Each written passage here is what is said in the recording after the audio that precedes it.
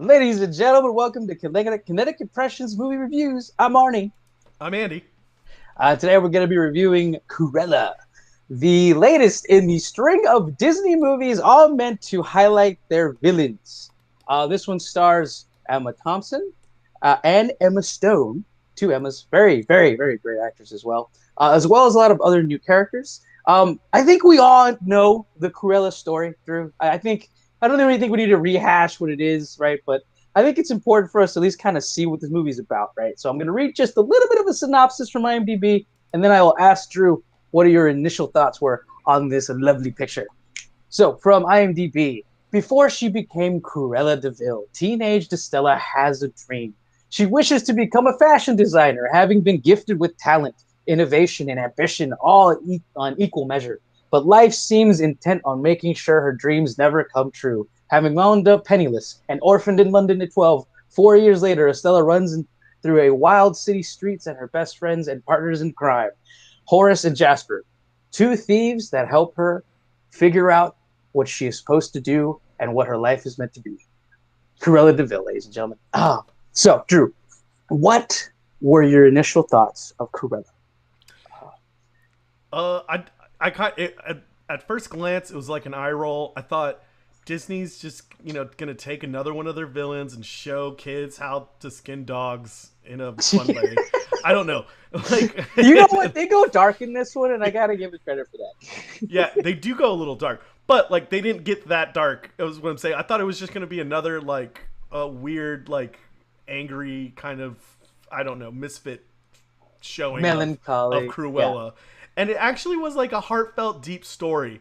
And it's like you almost like, I mean, like you're on Cruella's side for most of the entire movie, and I loved the dark humor. I do like how much they went like full dark mode in some of the sections. For sure. And then I loved. We'll talk about it like a little bit more later, but like I love the Devil Wears Prada vibe. For sure. Yeah, great. I mean, you see that in the trailers, so I don't think that's really hard to kind of see what's going on here. They definitely go to that vibe for being like a fashion designer person. But yeah, we definitely are going to talk about spoilers later. We're just going to talk about just a regular plot, and then we'll review the movie and spoilers later for sure. Because there's definitely some fun things about this movie. And Drew, I think you hit the nail on the head. Coming into this, I didn't think much of it. I honestly was like, I kind of was sad that we didn't get to see the Quiet Place 2. Because like yeah, right. we totally did I heard good things about it. Yeah, no, for sure. I've heard good things too. But yeah, I had the same thought. I kind of understand why Disney would do these kind of things, and it's just kind of weird for them to take their villains and just kind of do everything they can to humanize them and put them on the big screen. I think that's an inventive idea. But coming into this, I didn't know how you would turn Cruella into kind of a really sympathetic character and really give her a good story arc. And I think this movie does what I think this movie is a very good film. I think it knocks it out of the park on all levels. Performances are incredible. The script is super, super solid. And also it's really fun. And like there really isn't much to say bad about this movie, but there's definitely some little idiosyncrasies here and there. But yeah, I think this is a total fun watch. And I also think it's important to note that this is actually a PG-13 movie. It's not peachy, so it does, and to its credit, and I think Disney's credit for like really, really, really like going for it. Like I would have never have thought that they would have done this to one of their characters, but in the story that they tell, but they do go for it, and it works for the movie. If anything, I would say that it's just a little too long. But like, yeah, dude. How'd you think about the performances? Because like that, I think above all else is probably the best part of this movie. Like Emma Stone, Emma Thompson, just chewing up scenery throughout the entire picture. You know what I mean? What are your thoughts, my man? No, yeah, any standout performances? I thought, yeah, Emma Thompson was like exactly what I wanted from a rehashing of like, if you think about it, it's Glenn Close's mom, right? It's like Glenn Close yes. from back then. Yes, the Glenn Close of the 101 Dalmatians that we all love, and you got to think of like what's her mom gonna be like, and young and like Emma Stone is the young Glenn Close, and I thought like with how like unrealistic that sentence is, it Yeah. actually was really dead on, and I thought everybody did a great job. I think Emma Stone is just I don't often say this, but I think she's a wonderful actress in this, and like she she really went above and beyond. I thought everybody was crazy in character, like Yeah. just Yeah. crazy to like over the top of their character. But I think like when people think about these movies, they think about like some animated one. They think about animated movies. They think about the cartoonish version of this. Yeah. You kind of have to be over the top, and Yeah. so I don't know like I really liked honestly like the little fun quirks of like seeing the Horace and Jasper story, Yeah. and like they're just deadbeats. They're just deadbeats in 101 Dalmatians, but like Yeah. they're like great characters in this one. I think like you really feel Yeah. for them. Like They were honestly like a highlight as well, because like every time they were on screen, it was like they were kind of in their own movie, doing their own stuff, yeah, but like also totally being the straight men in like this world, just going absolutely nuts, to the point where like one of them just like kind of points out, "Yo, what is going on with everything, and what is going on with them?" You know, um, they were super fun for sure, and like and you're right, you're totally right. These are cartoon characters, right? So the actors definitely weighed into that, and just that's what you do when you're a cartoon. You chew that scenery, you chew that environment that you're in, and you just like build your character upon your world and just present that to the audience. And like Emma Stone, there are a couple of scenes where it's like some of the best acting I've ever seen in this movie, and it's like I think you know what I'm talking about. There's a couple like specific monologues that she talks about a specific reason and plot that are just like really hit really hard, and I'm just like, am I watching a Shakespeare, or am I watching a supposed like kind of kids movie that was released by Disney about one of their old cartoon villains? But yes, like her performance, obviously, because she is Cruella, she has to kind of bring that energy to it, and like the energy of this movie flows through the energy of these actors, and like she definitely brings like the top tier much of her game into this for sure. And then Emma Thompson, it's funny, like, wonder what they call themselves on set. Emma 1, Emma 2. yeah, Like just yeah. the biggest Emmas in Hollywood in this movie. She was chewing as much scenery, if not more. And I honestly like where the acting of this movie really elevates itself is when the two Emmas are together, and the scenes that they have, because you see this in the trailer. Emma does play the antagonist, right? And there are these like heat level like diner conversations where like because of what's going on in the plot, it's like, oh my god, like half the characters in here don't know what's going on, but they are totally like vibing within the actual plot of the movie, and it just is tense. Um, so like there's like that. Plus, you get this like I have to say it because it's part of it too. This is kind of a musical where it's just like a soundscape of the 70s and the 60s, and it's like a solid like it almost feels like Hair. Like like it is like a movie musical where like none of the characters sing, but a lot of the characters do, turn into giant costumes like rage fests for sure. But that is also beautifully done, and I have to give credit to the director here, because his name is Dana Fox. Sorry, that's the screenwriter. No, it is Craig Gilpin. Gilpis. It's Gilpis. Craig Gilpis. He really Gillespie, I think. Gillespie. Yeah, sorry, I'm bad at reading things. But he definitely is able to manage this insane like movie musical slash like heist slash like 70s musical movie, kind of mixed together with this also orchestral kind of like drag show that is just encompassing the entire city, but is also able to fold in this plot that totally kind of works and makes sense and is just totally paced well. Like I cannot say as much good things about the mechanics of this film as humanly possible. I think it's almost like a completely like almost perfectly well done movie, which and on all accounts, And also, I think the only thing wrong with it is, again, I just think it like maybe it was a little too long. There's just definitely like a few things about this movie I would be like a few like key moments I would be like, hey, maybe we should tone it down there. We could definitely cut this scene a little bit, that scene for sure. Yeah. But yeah, like it's super like well done and well and Craig Gilpus, I wanna highlight this guy. So he's been around, and the things that he has actually directed are actually really interesting. He did I, Tanya, which was that film about like 4 years ago about Tanya Harding. Was actually a Oscar nominated picture. I believe they have won one or two Oscars as well for sure. He also did. I don't know if you've ever heard of this movie, Lars and the Real Girl. Oh yeah. Yeah, that's one of my favorites by him. Yeah, like this guy is super talented, and I love that this guy who like came from a world where he was just kind of doing like kind of these like esoteric, like really like character driven pieces to do a movie like this, because that's what you get here. You get like a really good solid character piece, with figure skating everywhere, and it's fucking fun. I think it definitely deserves a fucking watch for sure. But No, is there yeah. any like standout things for you? Like, No, like I want. I think you.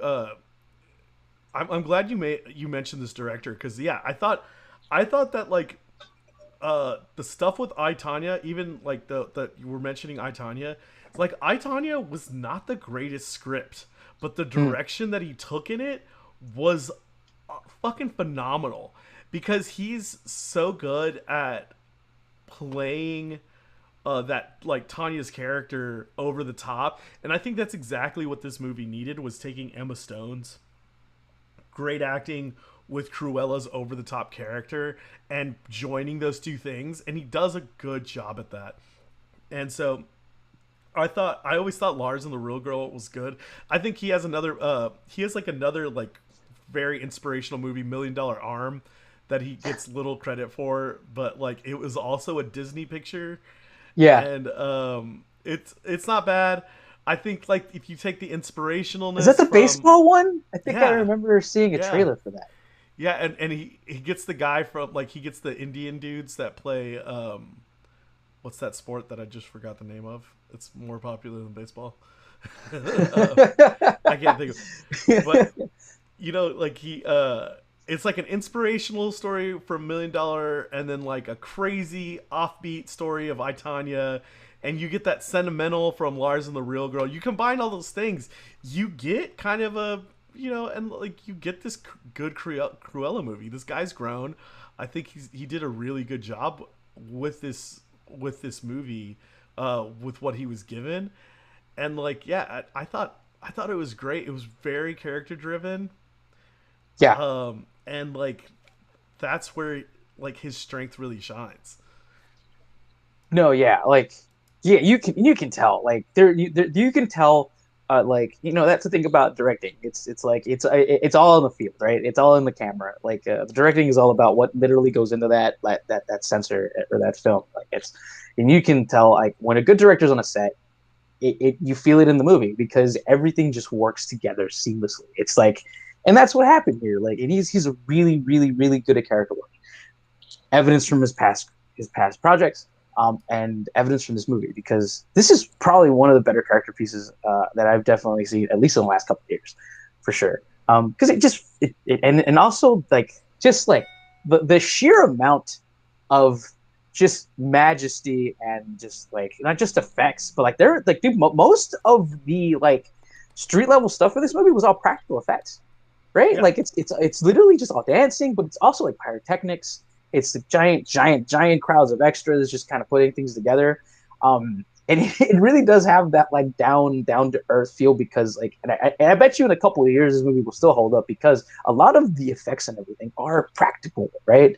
And like I'd imagine that in and of itself is like a really hard thing to do, right? Like it like I love Zack Snyder, but like the guy doesn't really know how to do story that well, but the man can film a scene. He can make literally anything look interesting and important. But um, when you get a director that can actually put together the story and then actually put together the majesty of filmmaking into just like one juicy morsel, it reminds you what good cinema can be. And like This man, I've been gushing this whole time. I think we can clearly say this is a total recommend, right? Like, Oh go yeah. watch this movie. Definitely, like, see, like, also, I would definitely also have to say this. It is PG-13. It gets dark. And it really, like, you said that a couple times, and I fucking love that it does. But when it first happened, the very first time it happened, I was like, oh,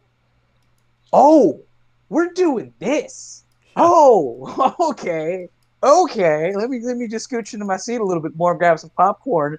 All right. We're okay. I'm down for this shit. Let's go. And like I love that it does that, and I'm glad that and because of that reason, this movie just like goes above and beyond for me, for sure. Yeah. Um, Dude, I love all these small characters too, and like I already mentioned this, but like in the animated, like Hugh Laurie was Jasper, yeah. and then Wait. like Yeah. Fuck. Okay. Yeah. it's just weird, right? Like to imagine like a younger Hugh Laurie, right? And Mark Williams was Horace. Mark Williams is like the guy that plays Ron Weasley's dad in all the Harry Potters. Like, Okay. Yeah. Yeah. Yeah. Yeah. Yeah. Yeah. I know yeah, exactly what that is. Yeah. so like the those two guys I think are actually perfect voices for the animated, and I think Jasper was a phenomenal character. I forgot what this guy's name was, but like I remember the last thing I said, Joel Fry. The last thing I saw him in was like him getting like he like proposed to Daenerys Targaryen in Game of Thrones, or I guess she proposed to him, and he like instantly died. like Whoa. like Yeah. just in all of Game of Thrones, he he like he goes he like Daenerys takes over his city, like takes over his city, says, "Hey, we're not going to allow slaves anymore, and we're also not going to fight anybody anymore. That's right. I But I yeah. should marry. If we're going to keep these rules in play, I should marry someone that's in the family. So I guess I'll take you as a husband." And then, like an episode later, he dies. Man, So, I miss the ridiculousness of that show. but like, I thought Joel was actually like a cool guy, and he was a great character in that, in the very slim, like small moments of Game of Thrones, and to see him in a totally different role as Jasper in this, I thought was great. And uh, his name's Paul Walter Hauser. He plays Horace. Is fucking hilarious. He was great. Oh yeah, yeah, yeah. He has some of the best comedic timing for his shit. He's also in I, Tanya, and he's the main guy in Richard Jewell. Yeah. And so he's great. I thought like for Craig Gillespie to bring him back, like I knew like he wanted to work with him again. So like for him to bring him back, this was such a good fit of characters. You meet and like are we ready to do a little bit of spoilers? We can just go straight into that for sure. Yeah. So, Uh, ladies and gentlemen, spoilers. so Spoilers ahead. like you meet. I mean, this is not really spoilers, but you meet Anita, who ends up being a dog owner, and you meet Roger and Anita, who end up being the owners of the dogs in 101 Dalmatians. So Oh, yeah, yeah, yeah, yeah. I actually had to use the restroom before I got to that part of the movie. no, But no, but apparently, like you're right. You're right. Yeah. no, no, like no, no, like you meet them early on. One is like her lawyer. One's her lawyer, and he plays the piano, and that's Roger. And Anita's the gossip writer. Yeah. Yeah. Yeah. Yeah. Yeah. Yeah. Yeah. I remember those two characters. And so those two eventually, I guess, like in 101 Dalmatians, they I don't know what it is. They meet in a park because their dogs like each other, and that's That how sounds about Disney. that's how we get our Dalmatians. But like at the end of the movie, yeah, you watch her gift the dogs to these two people, and I thought It's really interesting, man. Like, it was really interesting how they brought all these little characters. Arnie, this moment that you were talking about, um, you had like you had a moment where like you said like, okay, we're going full like darkness in this. Like, Yeah, yeah, for sure. Um, what was that that was moment the for moment you? where the Dalmatians killed her mother. I was like, oh, okay, that's why we're going there. And then they showed a full fucking murder on the fucking screen. Yeah, I was like, this is pretty dark at this point. I was like, oh, we're Oh, just 15 minutes in. We were just like through this like fun, kitschy little teenage rebel kid movie, and then now, oh, she witnesses the death of her mother. Dalmatians caused it. So I was like, oh, okay, understood. We are right. here now. Yeah, that was when I just knew this was gonna go. Okay, that was when I was like, oh, I like this. I like that they went this way. I'm glad you did that. You have completely usurped my entire ideas of what this movie was probably going to be, and I'm glad for it, for sure. It was, and there's definitely like other parts in this movie. I'm like, yeah, this is definitely a PG-13 movie. And I actually I was watching one of the other reviews of this movie. Also, by the way, like this movie, like a lot of people are hating on it just because it's like one of these movies where Disney takes up it's like villainous characters and tries to make money on it. Blah blah blah. Blah. Like I was watching Dan Merle. I fucking love Dan Merle. He's one of another like long term YouTuber. He just like his entire review for this movie was just straight up how much he hated the idea of this movie existing. So it was just like what? What? Like let's just let's enjoy a movie for what it is and Yeah. for the work that it is and stuff like that. Um, yeah, that was weird and It's not like crabby. it's just. I mean, like you kind of hinted at this a while back. Anyway, it's not like just Disney's doing this. I mean, No, Joker is. There's a reason why a movie that's just titled Joker gets many plays in the thing. I mean, you can do it for all ages. Doesn't mean no, you for just sure. have to like do it for adults or something. And like I think Cruella, you said this after we initially watched the movie. Like there are gonna be female teenagers who fucking fall in love with a film like this Bro, yeah, absolutely. because There's a of demographic that will absolutely think this is the best movie ever made, yeah and because and they will be right for the kind of movie that they would love. and it's the actor, it's the actress in it, it's the two actresses in it. It's gonna be the fashion, the fashion motif in it that's gorgeous, Yeah, and like the design is flawless. And like, I was, I was actually sitting here looking at some of these like fashion designs that they go through, and for it being, set in like what did you say, like the 1900s or something, like like the early 1900s. It's actually like it was like some really good modern takes without being like overly modern for yeah. that time period. And I thought it was like it looked so there was some really good looking stuff in there that was fresh and like it wasn't so period the whole time. It Yeah. was it was like styles that could be, you could be caught in both decades or both, current decade and that decade wearing it. No, yeah, 100%. And like, and I don't want to. I want to point out to this because this kind of goes along with what you're saying. Like the production design of this movie is absolutely spectacular. I kind of hinted it earlier when I was like non-spoil, we were talking about like just the sheer amount of like actual physical and practical effects that went into this movie. Um, which that includes the scenery and like the work that went into just like creating this world.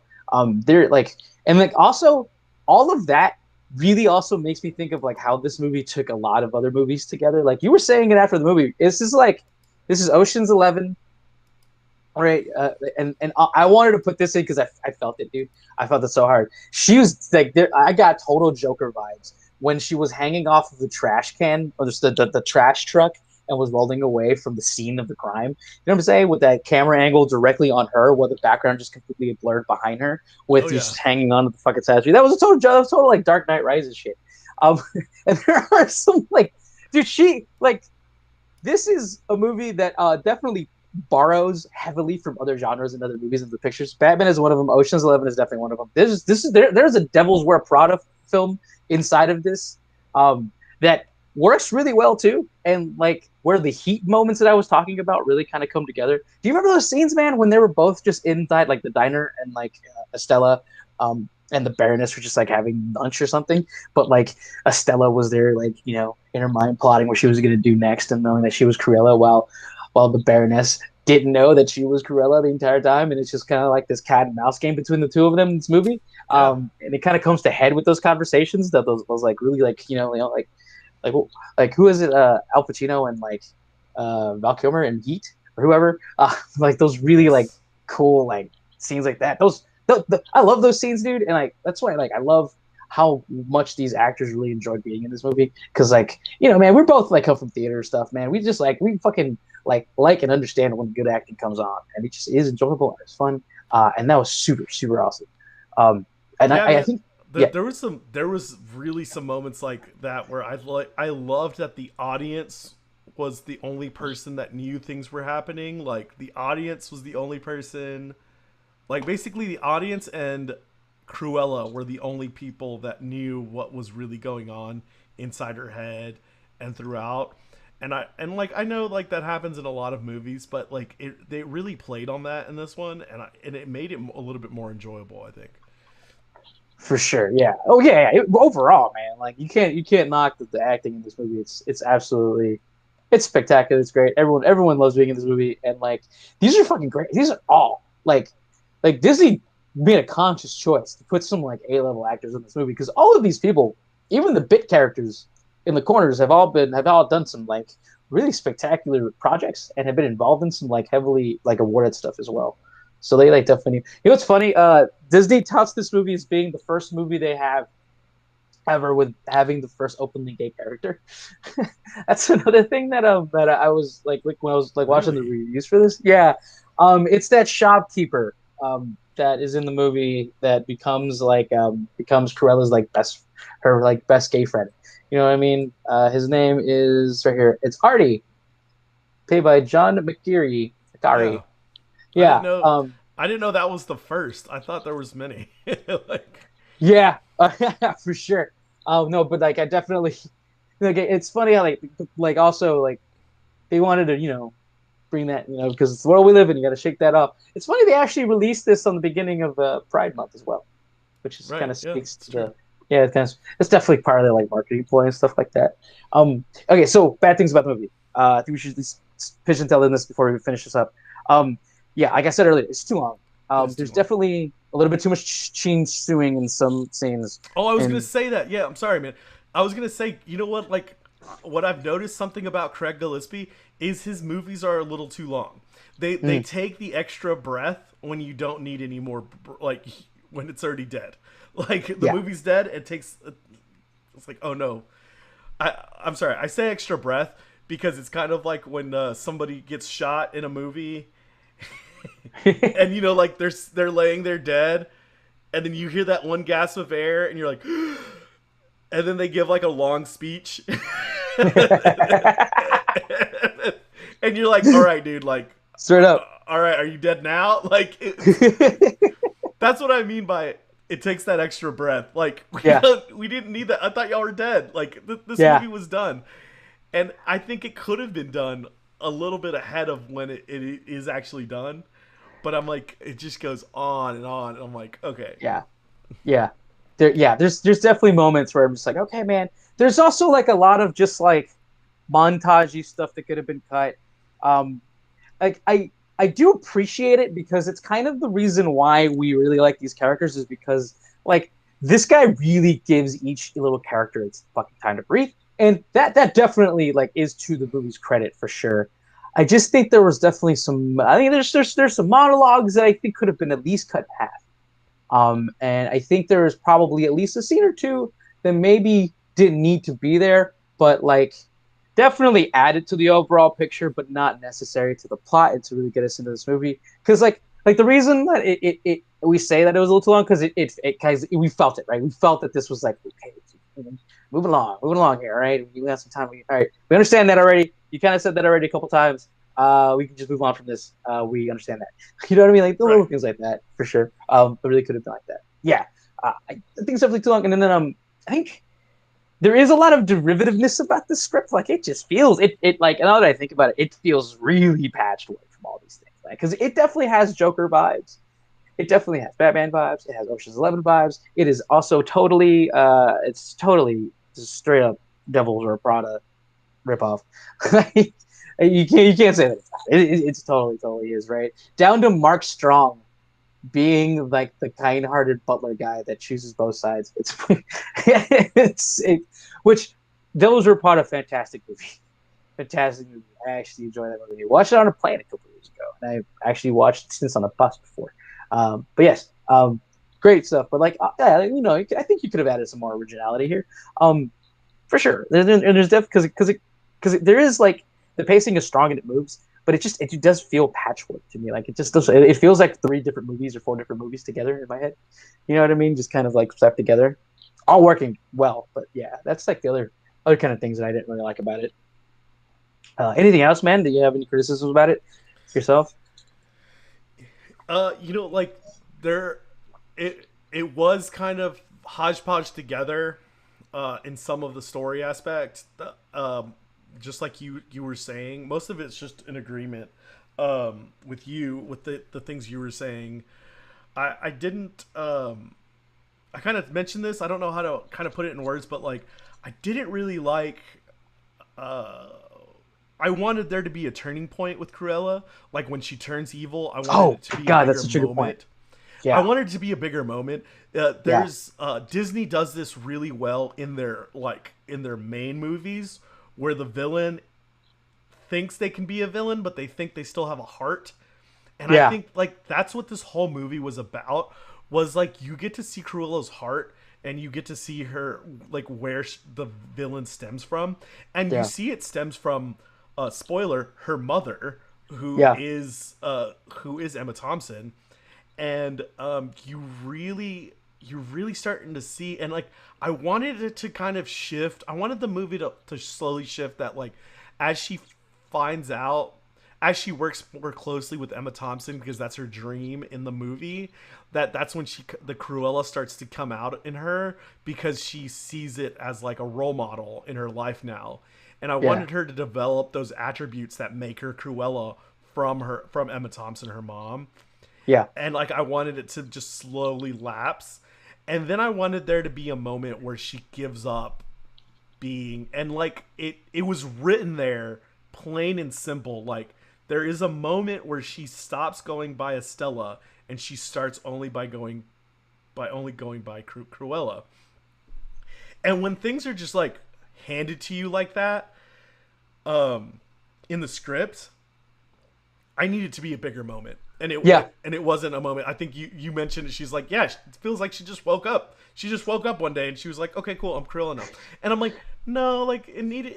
There was a lot of relationship with her friends. Like everything was building towards it, and that's where I felt like we got gypped as an audience. yeah, That was like my biggest concern with it. Like I love.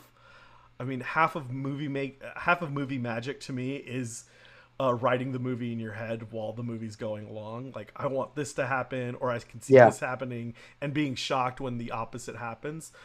So when Cruella didn't have like a big moment or a big burst, is what I would call it, like a big like, I'm tired of being the nice guy. There's no more nice guy in me. I wanted that. I really wanted it, and I didn't get it. So I was a yeah. little disappointed. No, you totally. Yeah, you're so right. I'm glad you mentioned it because I forgot about it. But yeah, like there really wasn't a true character shift moment. It was literally just her laying on the bed saying a couple lines, and then now she's Cruella. There wasn't that moment, where like what's the moment? The Frankenstein moment, the one where the lightning claps and the monster is created.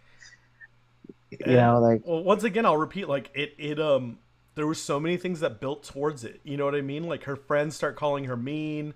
Her yeah, friends say that she's not nice anymore. There was like moments in the story where she actually finds out who her real mom is, and I'm like, it could have gone there. You could have slipped it in there. There's moments has where she finds out that her mom's Emma Thompson and not the loving person that she called her mom. yeah, And I think that could have been another moment too, where she's like, she has to like become evil to get rid of the necessary evil in her life. Like she's like, I want to kill this person. I need this revenge in my life to avenge my mother, or the loving person that I called my mother, and like, and then now this evil, like now she has to become evil to fight the evil, and like I think that happens in so many other movies, and like I'm Yeah. like, what happened? No, yeah, like there, it just it doesn't like as the audience watching it, you're never given a switch. You're never given that moment or that thing that happens. It's just kind of an implicit thing where it's so on the nose that the plot and the character literally just tells you they're about to change. They don't show you the change. They Right. just they just tell you the change, and that's literally the opposite thing you do in a movie. Yeah. You have to show it, not tell it. You have to like if you're fucking making an incredible movie, a lot of the audience can know exactly what's happening in the plot by just simply watching what's happening in front of their eyes. That's definitely a weakness of this film, and it does like it's saved by pretty much every other like thing that's holding everything else together in this movie. But that one plot thing was just crazy to me because there's so much flash in this movie. There's so much flash in the movie. Like they couldn't have had like a really just kind of a more operatic like rise and turn to this character. Yeah, It we really was saw just like 20 dresses. We saw 20 like staged dress showings, yeah. like in the It montages. And I'm was a like, musical slash we couldn't, riot. yeah, Yeah, for sure. Oh yeah, man. I think that's it. I think we did it. yeah. We've told the fine people about Cruella. Again, I think it's a total solid picture, and know that it goes a little dark, but it is totally fun and definitely worth a watch for sure in the theaters. My man, any last words to the fine people? No, I mean, definitely give it a chance, even if it's on, even when it comes out to some streaming platform. I think it's definitely worth the watch. I think we had a good time watching it. It was our first venture out into the movies, as we have talked here before. Yeah, Uh, Theaters are back, and I'm theaters back. excited. Absolutely. Absolutely. All right. Please like, comment, subscribe. We are available on all podcasting platforms as Kinetic Impressions. Also, a YouTube page where all these videos will be housed. And thank you so much for watching. Please let us know what other movies you would like us to watch as well. We'll be back with some movie news in the coming days, a couple weeks. Thanks so much for watching, guys. Drew, what do you always tell the fine people of the internet? Go watch a fucking movie. Go watch your fucking movie. Good night, everybody. Thank you. And I will end the stream in 3, 2.